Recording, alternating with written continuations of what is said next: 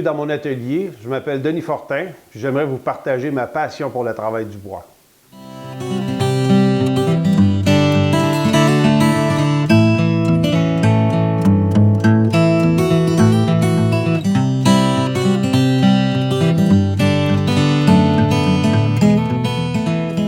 Donc, le bois, c'est un matériau extraordinaire. Avec le bois, on peut faire à peu près n'importe quoi.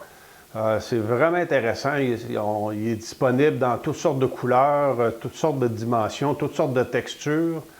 On peut faire des choses à l'infini avec le bois.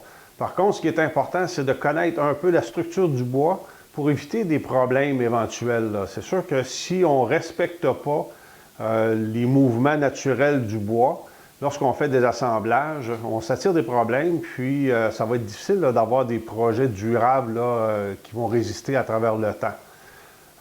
Moi, c'est sûr que je vais privilégier les assemblages mécaniques. Donc, la façon dont les composantes vont se tenir les unes avec les autres, c'est simplement par des techniques d'assemblage pour éviter d'avoir des forces qui sont soutenues simplement par une vis ou un peu de colle. Si on a un assemblage mécanique, au niveau de la structure de la construction de nos différents objets, meubles, etc., tout se tient déjà très, très bien. Fait que lorsqu'on ajoute un peu de colle à ça, le travail devient excessivement durable pour très longtemps. Donc, dans le cours d'introduction au travail du bois, comprendre le bois, dans le fond, on va explorer un petit peu les différentes essences de bois. On va avoir des bois durs, des bois mous, des résineux, des feuillus. Fait qu'on va regarder ça un petit peu. On va regarder aussi les panneaux de particules. Il y a des merisiers russes, il y a des maçonnettes, il y a des MDF. C'est tous des matériaux qui sont habituellement assez stables, qu'on va utiliser principalement pour faire des gabarits ou faire des guides. On peut s'en servir aussi à l'occasion pour faire du mobilier, exemple des fonds de tiroir ou les dos de meubles. On va utiliser habituellement un panneau de particules pour faire ça. On peut aussi les faire en bois massif, il n'y a aucun problème, mais c'est souvent moins dispendieux de les faire avec ces matériaux-là.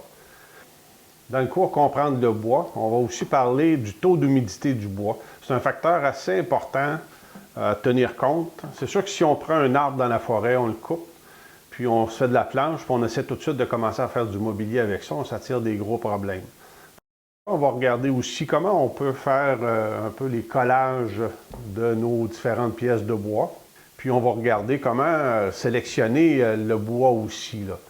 Fait qu'on va essayer de faire un peu le tour des différentes caractéristiques du bois pour qu'à la fin de ce cours-là, on ait une bonne idée, puis qu'on sache un peu quel matériau utiliser pour faire nos projets.